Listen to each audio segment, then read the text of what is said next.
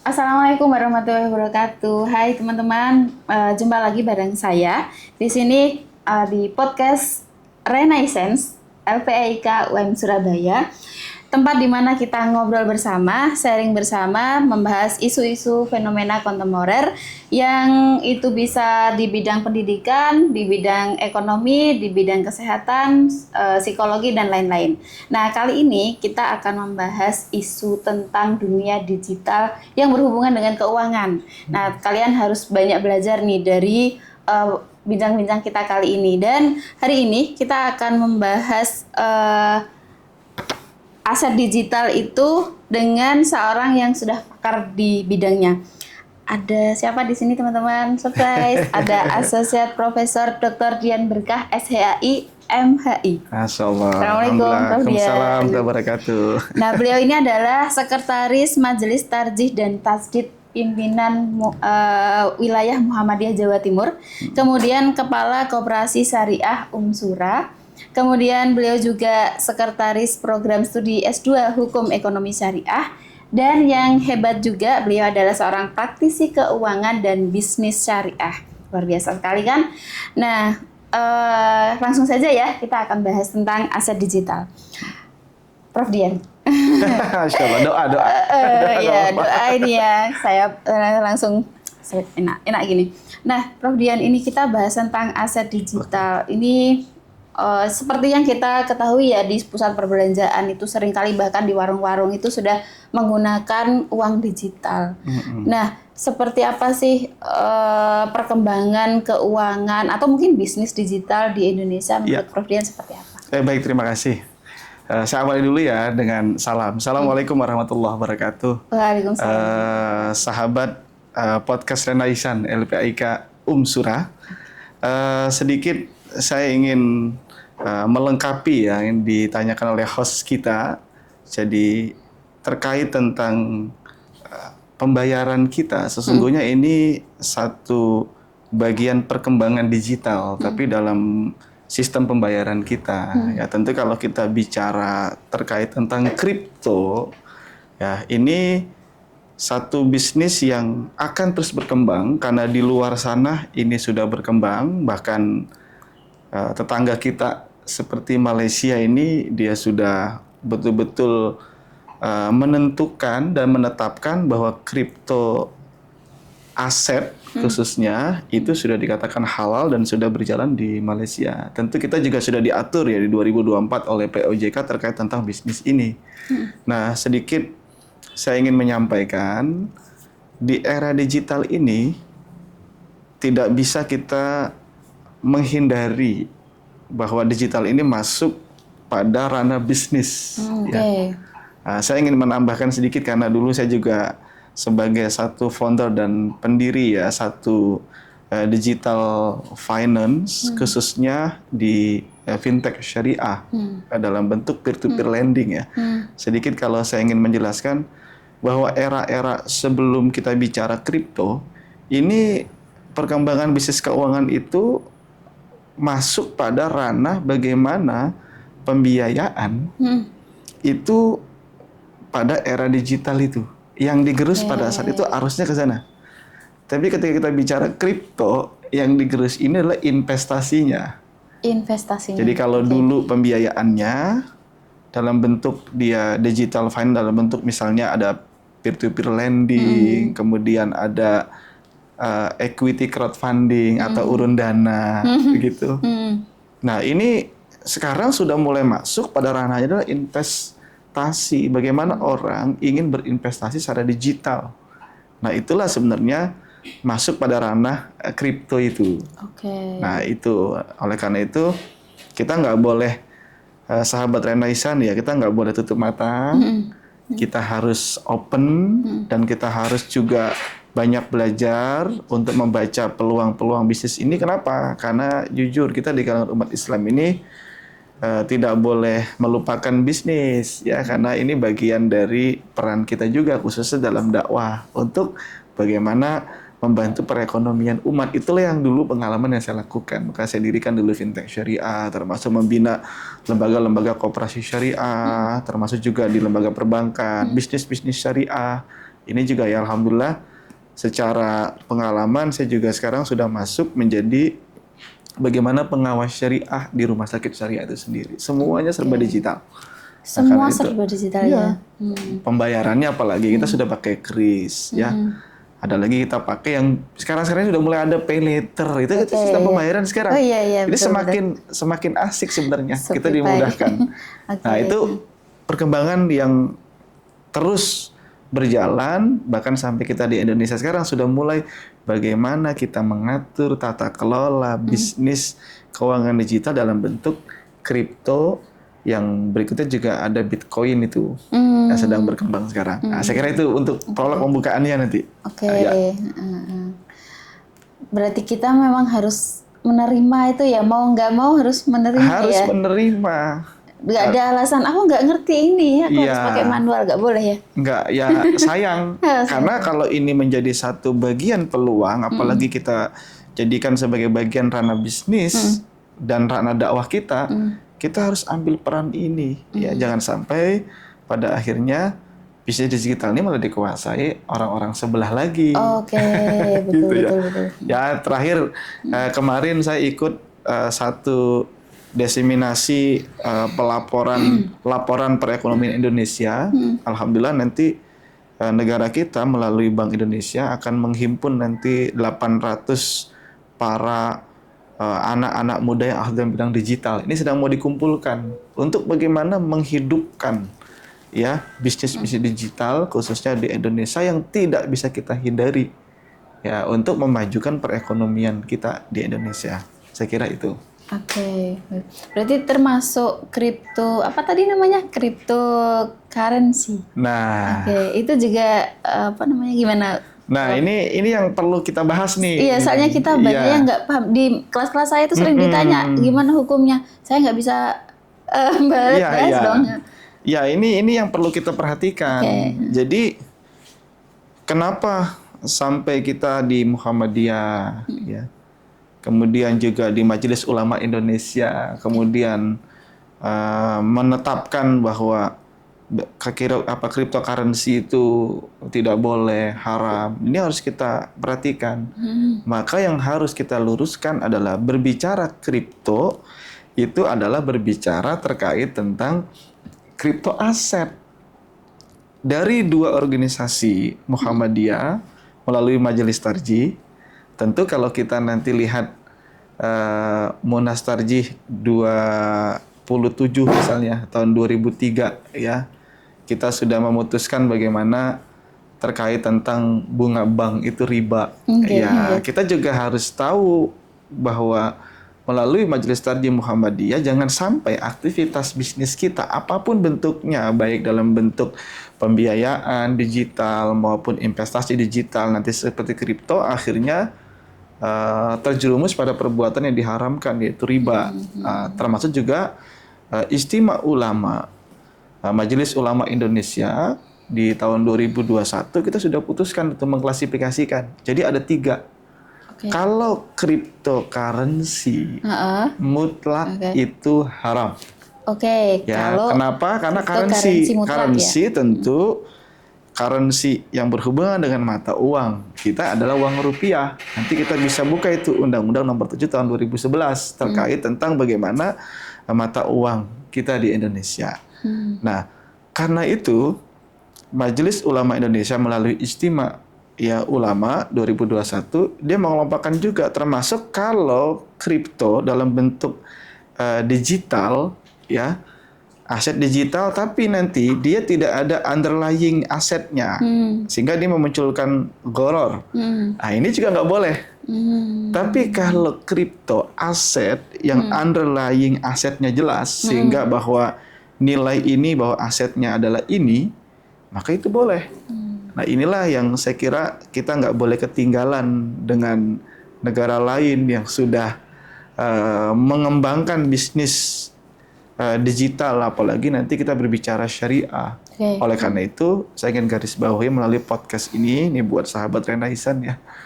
kalau berbicara kripto aset, underlying-nya jelas, maka itu dibolehkan. Ya, oleh karena itu nanti kalau kita rujuk-rujuk, ya sedikit kalau kita bicara majelis tarjih ya. Kita di samping menggunakan pendekatan bayani dari banyak ayat-ayat termasuk hadis ya yang melarang kita perbuatan riba, termasuk nanti bai'ul gharar, jual beli gharar. Misalnya di hadis riwayat Muslim kan naha Rasulullah sallallahu alaihi wasallam. Ya Rasulullah melarang itu bai'ul hassah ya. Jual beli yang melempar batu itu, kemudian wa bai'ul gharar.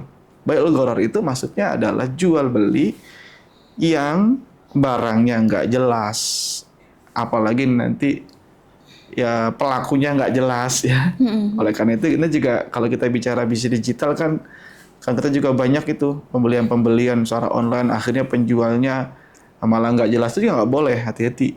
Nah, saya kembali lagi, tentu banyak hadis-hadis yang lain yang juga yang diharapkan bagaimana kita itu kalau mau jual beli harus ada jual beli yang antarodin, yang kedua belah pihak. Itu maksudnya kan sebenarnya bicara bahwa di antara para pelaku, baik mereka yang penjual dan pembeli itu harus jelas kalau jual beli. Tapi kalau kita dalam hal investasi tentu ya operatornya atau lembaganya, kemudian mereka yang berinvestasinya, terus bisnis yang digerakkan juga jelas. Nah ini yang harus kita perhatikan. Nah mudah-mudahan dengan adanya podcast ini semua khususnya para Gen Z ini ya yang mereka pengen cepet kaya. Ya tapi pengalaman saya jujur Islam itu sudah sangat mengatur kalau memang kita punya penghasilan besar, penghasilan yang didapat dengan cara yang benar. Karena itu nanti bisnisnya harus betul-betul sesuai dengan prinsip syariah dan bisnisnya juga harus ada ya termasuk ini. Nah kemarin waktu kita ada festival keuangan di Indonesia melalui OJK di Surabaya, saya juga ikut di situ. Kita sudah mulai membicarakan bagaimana kripto dan Bitcoin perkembangannya.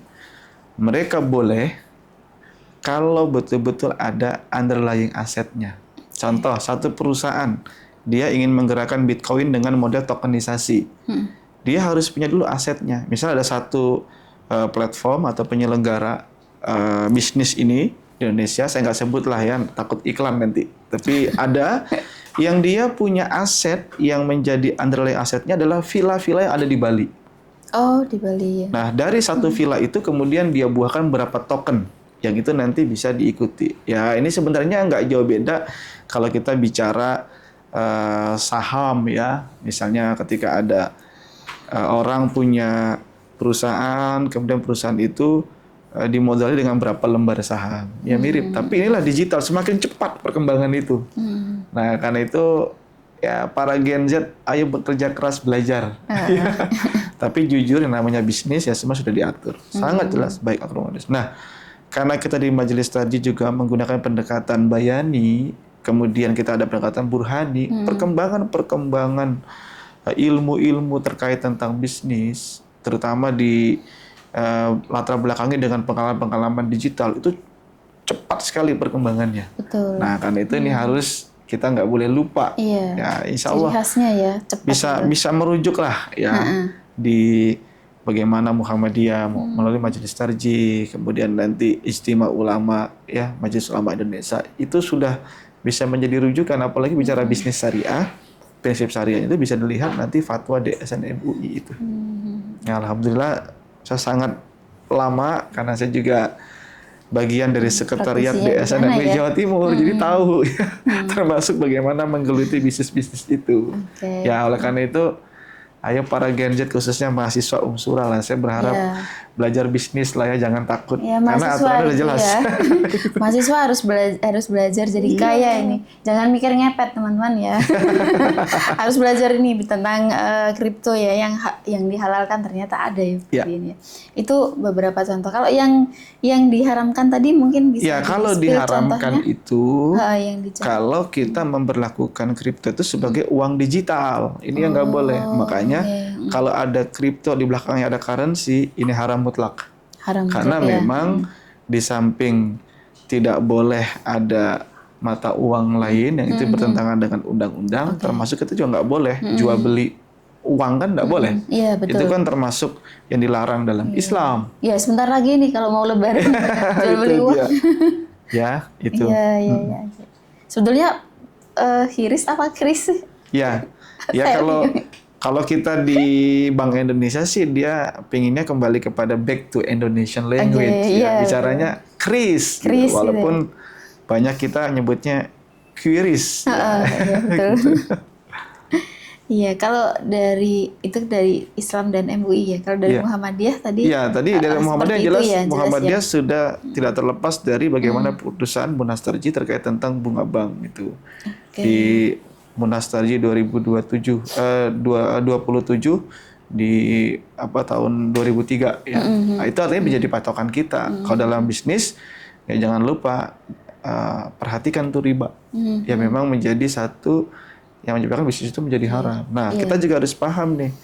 Kalau ada aktivitas bisnis kita, apalagi bicara dengan keuangan, yang bisnis itu bicaranya adalah nggak sesuai dengan prinsip syariah, ya mohon maaf, kita nggak boleh akui sebagai pendapatan tuh. Siap. Nah, ketika nggak boleh diakui sebagai pendapatan, tentu akan menjadi dana sosial. Nah, karena itu, alhamdulillah, karena saya juga diamanahi untuk menjadi ketua koperasi di Umsura, ya saya harus jadikan syariah. Betul. Ya alhamdulillah pelan-pelan. Ini kita terus akan menjadikan contoh, ya yang terus juga memberi kemaslahatan ya bagi dosen, karyawan, termasuk kita semua. Ya juga harus memberi contoh juga bagi mahasiswa yang ingin belajar. Saya kira itu perkembangannya. Ya. Dan menjadi teladan untuk koperasi-koperasi yang lain juga tentunya. Iya, harusnya gitu. Oke, baik Prof Dian, dari yang kita bicarakan ini ada perlu kita bahas bila terkait tantangan dan peluang ini. Mungkin bisa dijadikan pembelajaran buat mahasiswa kita terkait kripto. Ya, kalau kita bicara opportunity, peluang, ya harusnya ini sudah berpeluang bagi kita karena sangat berpeluang ya. Di negara kita khususnya melalui OJK ini sudah mengatur perkembangan bisnis berbicara terkait tentang kripto atau Bitcoin. Yang jelas underlying-nya harus jelas. Nah, ini yang harus kita pelajari nih. Ya harusnya diambil peluang itu. Ya, mudah-mudahan ketika nanti sudah kripto aset itu benar-benar berjalan, ini bisa menjadi masuk pada keuangan sosial. Karena di Malaysia yang namanya zakat itu sudah masuk pada bagaimana zakat aset dari kripto itu. Ini kan bagian dari zakat mal ini. Aset itu sendiri.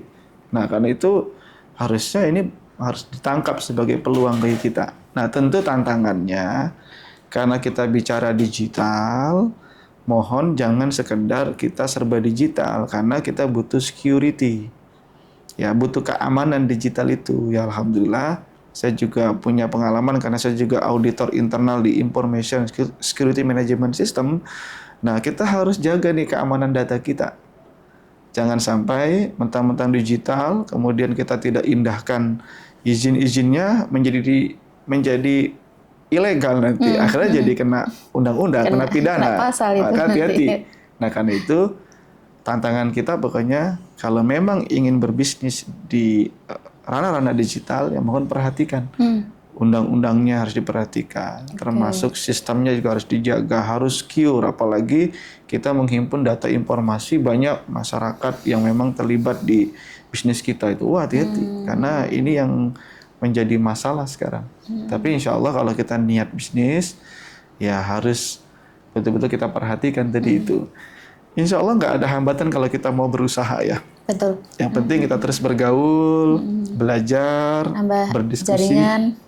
Iya, dan itu banyak ruang-ruang diskusi terkait tentang bisnis digital. Ya. Tapi diatur ya Pak, etika bisnis, rambu-rambunya mungkin seperti Ya diatur, itu. karena kalau kita nanti secara bisnis, secara real, maka kita diatur, apalagi keuangan, sudah diatur oleh lembaga otoritas jasa keuangan. Kita sudah ada peraturan otoritas jasa keuangan, kemudian surat edaran otoritas jasa keuangan, terus ya itu yang mengatur semua bisnis digital. Ya dulu ketika kita bicara fintech dulu, itu 2016 itu sudah mulai berkembang ribuan digital finance, bisnis ya yang berkembang. Di Indonesia dulu kita menjaring 2019 baru 150 platform penyelenggara yang siap menyerahkan izin. Sampai sekarang terus terkikis lagi tuh. Ya. Nah, karena itu memang kalau bicara bisnis ya harus siap segalanya. Baik dalam bentuk asetnya, modalnya, termasuk juga komitmennya terkait tentang aturan-aturan yang berlaku.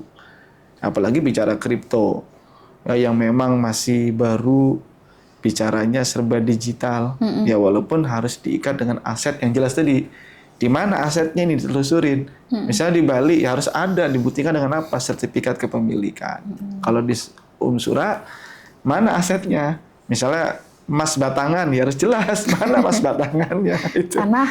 Iya, tanah di mana? Kepemilikannya hak milik atau bukan? Karena itu menjadi bukti kepemilikan.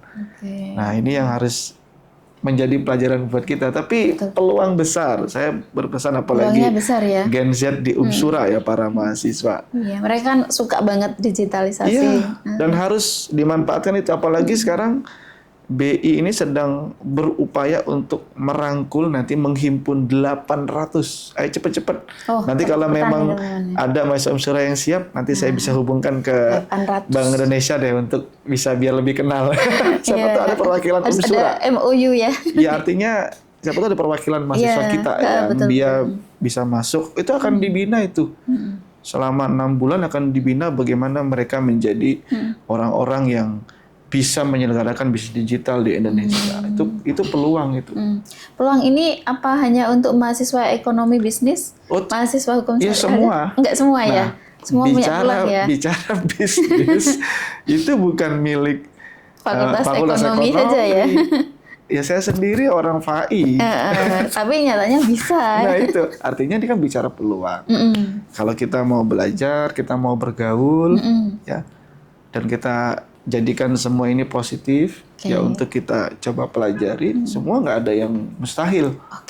Ya, siap. Saya kira ini harus kita lakukan. Ini harus karena belajar ya. Kalau kita nggak masuk di ruang bisnis, mohon maaf ya, kita kurang bisa menghidupkan ayat-ayat Allah. Ya, apalagi saya masuk pada ranah waris itu. Bagaimana menghidupkan ayat Allah diterapkan langsung ketika orang punya aset, kemudian dia sudah meninggal. Ya termasuk nanti kan bicara aset-aset digital. Bagaimana aset-aset digital milik si mayit itu kan udah perkembangan juga itu. Iya, betul. Gitu. Apalagi kalau waris tuh ruwet. Nah, ya insya Allah mudah lah kita pelajarin. Kalau ada ilmunya. Masalahnya masyarakat kita jauh sekali dari ilmu itu. Akhirnya berantem. Ya, apalagi bicara kripto ya. Iya, apalagi kripto. Aduh, jauh banget. Emang harus belajar. Tuh teman-teman ya, tidak hanya dari Fakultas Ekonomi Bisnis saja. Ternyata kita semua punya peluang loh ya.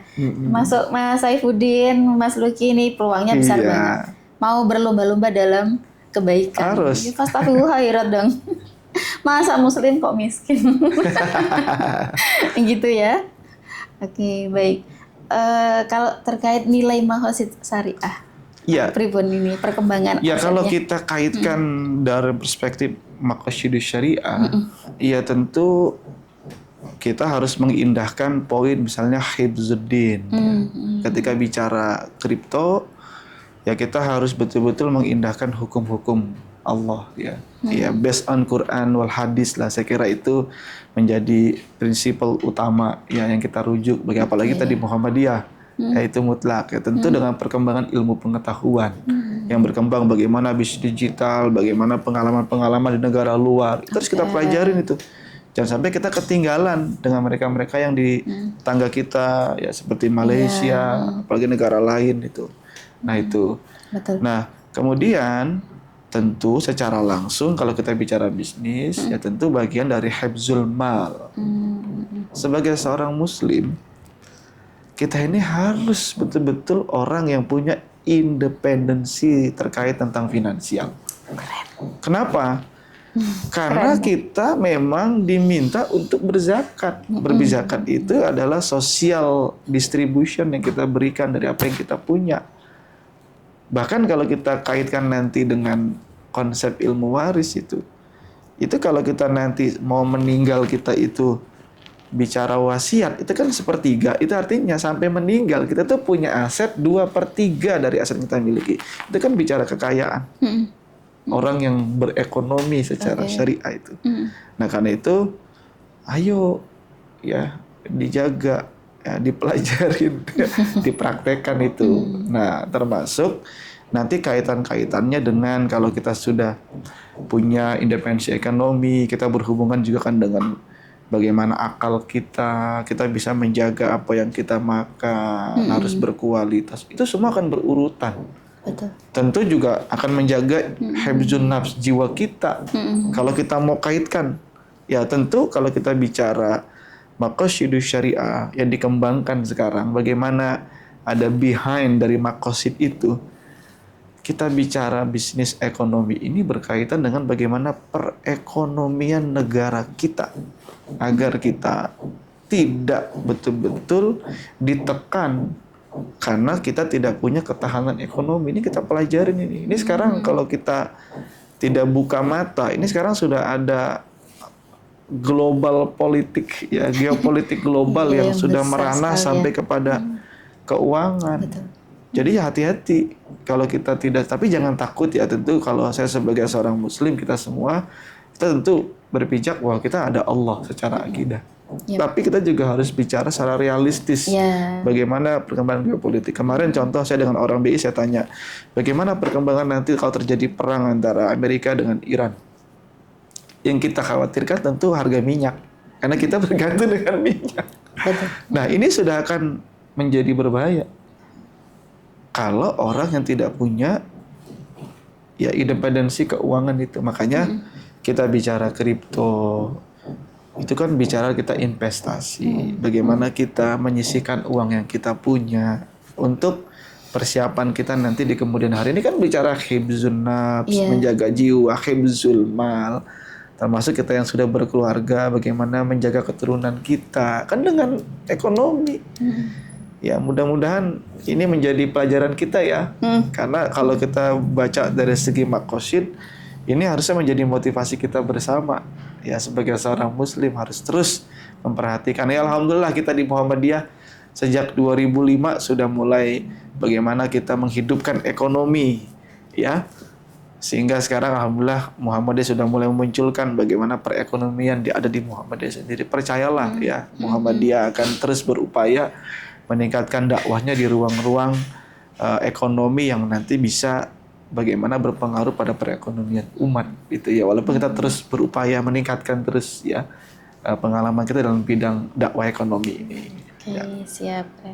Baik, terima kasih Prof Dian. Masya Allah, alhamdulillah. Mungkin sebelum kita berujung di puncak ya, di penutupan saya ingin Prof Dian ngasih dong pesan buat kita semua agar kita sebagai mahasiswa, sebagai akademisi nggak cuma melek teknologi tapi juga punya prinsip keadilan yang tadi dibahas, kemaslahatan dan juga kehati-hatian dalam ekonomi. Mungkin ada pesan dan kesan atau apa itu? Baik, saya kira saya ingin berpesan dalam bidang muamalah pada prinsipnya boleh.